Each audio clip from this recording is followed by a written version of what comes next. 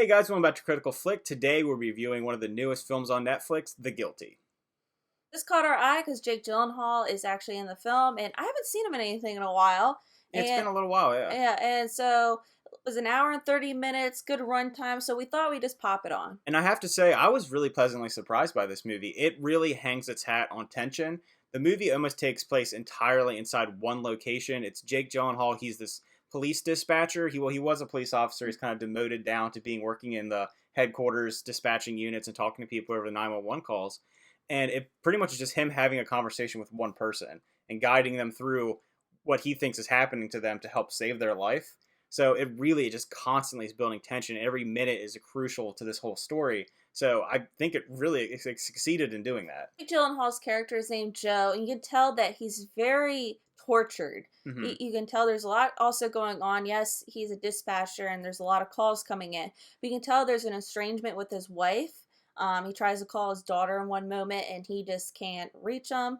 And then there's another call with a news reporter for something that he did, but we're not quite sure Yeah. what he did yet. And I have to say, as far as Jake Gyllenhaal, it's one of his best performances I've seen in a really long time. Like Noelle said, he's playing this like almost tortured character that wants to be a good person, but he's hiding something. You know, there's something eating him deep down inside. He gets so invested in this one call because he feels like he's relating to it. Like he just wants to be the savior because he did something in his own past.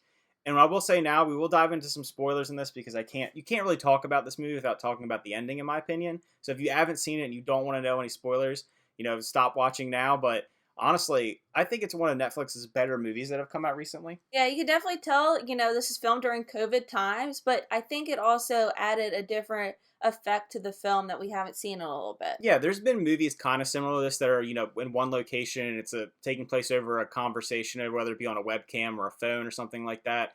But this feels different, in my opinion. It doesn't feel like it was done to be cheap or because they have to do it. I think it elevated the story because I think it gives him the ability to act without acting against anything. Like he's just on the phone. He's just him struggling with his own personal problems.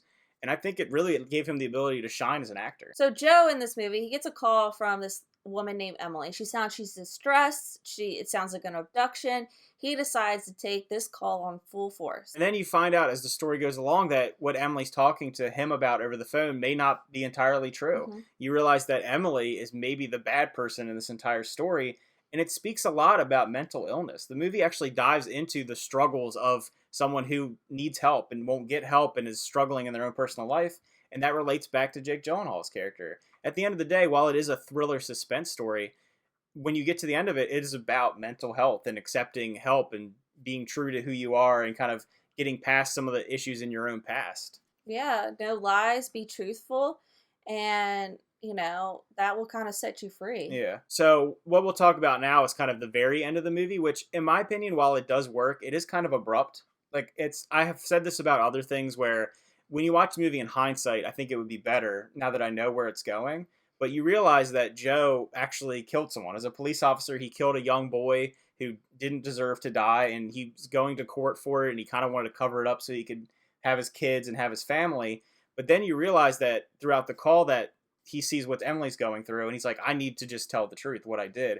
That would be better for my family than to live this fake life and possibly have all these mental illness problems that he's seeing throughout the movie because he's struggling, he can barely breathe, he's clearly dealing with deep levels of depression and anxiety because of what he's done. So he realizes at the end that he needs to just tell the truth. And he comes out and he admits what he did, and the end credits kind of goes through him going to jail for what he did and repenting for his actions. Yeah, and the runtime I feel like works really well with this movie. Yeah. It's to the point. The only thing that Brian brought up is that the abrupt ending about his story because that's where I would like to see it play out a little bit more. Maybe yeah. have a courtroom scene where he goes in and everything. Mm-hmm. It kind of goes, hey, I'm gonna tell the truth, and then that's kind of the end, and then you have like a newscast talking about what happened. Yeah, and like Noelle said, the runtime does benefit the movie because when you have a movie that is just all suspense and all tension, if you try to hold that up for more than an hour and a half, it's hard to do. It's hard to keep someone tense for that long, and B, it could maybe make it kind of tiring.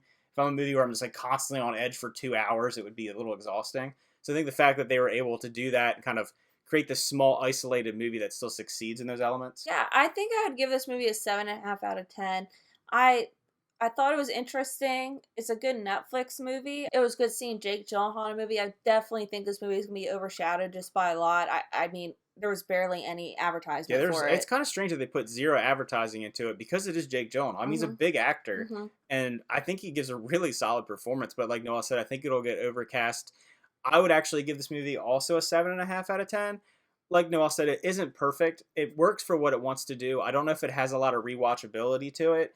Jake Gyllenhaal kind of makes the movie. If you Yes, put he someone does. else in that role, I don't think it would succeed. I think the director having that relationship to with Jake Gyllenhaal, he directed Southpaw and some other films that kind of make sense for this story. So I don't know. I think it's a good success for Netflix, but maybe not like a huge blockbuster film. So let us know down in the comments down below if you've checked out The Guilty and what you thought about it. Remember to like and subscribe. We always appreciate your support, and we'll see you next time. Bye. Bye.